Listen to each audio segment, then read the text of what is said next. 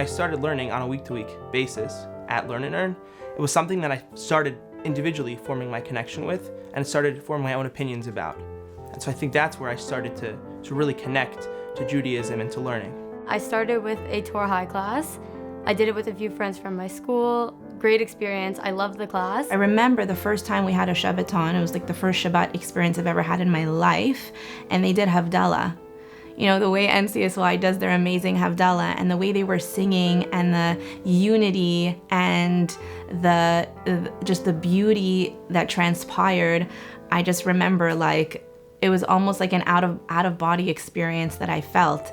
And that was something that really stayed with me and that really, I feel like, ignited that spark. I heard about the NCSY summer program, TJJ. My parents and I thought it would be a great idea for me to go back to Israel. I had only been once before at that moment, and I knew it was something I really wanted to do to grow my Jewish identity and my connection to the land. I knew I wanted to go on TJJ when I started Torah High, so it kind of coincided from the beginning. And then I began going to Learn and Earn, where I met a few advisors, I got to know people. I also went on Shabbaton, so that really drew me in. And then once I started getting involved, it kept going from there. Never stopped. I went to public school my whole life and I didn't really know much about it. I was never really connected with it in my childhood. So it was the first time that I really had an opportunity to experience anything really Jewish, interact with, Orthodox from people. And it really opened my eyes and showed me how beautiful Judaism can be. I made lots of friends through NCSY. It was something that I really connected to and grew my own Jewish identity from. The things I learn and the things I experience can now be shared with not only me personally, but with my family. Shabbats, going on trips. My mom was going to go on TJJ for moms and my sister on TJJ, both for their first time in Israel. One Shabbat in Israel, the seminary arranged for me and a few friends to go for a Shabbat meal. It was great, so I was looking forward. And when I came into this particular family's home, the peace and the tranquility that I felt in that home, that one Shabbat meal, is something I never had growing up and that I never experienced in my entire life. I never had that as a kid. So after I left that meal, I don't know what came over me. I literally broke down crying and I was praying to Hashem and I said, please, if this is what Judaism is, this is what I want to have when I'm older.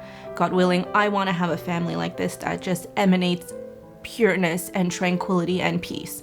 And it was thanks to NCSY that I was able to have that experience that was so life-altering. I knew that as I was growing with NCSY, and really as I got more involved with my high school and in my Jewish growth, I knew that the decision had to be to go to yeshiva. One moment that was a huge turning point for me, we were on a Shabbaton here locally, and I was asked to give a Dvar Torah, so I did. And I didn't think much of it. I gave the Dvar Torah. It went well. And after I was walking in the halls and I had a new NCSYer, he came up to me and he said, Maya, I loved your speech. It was great.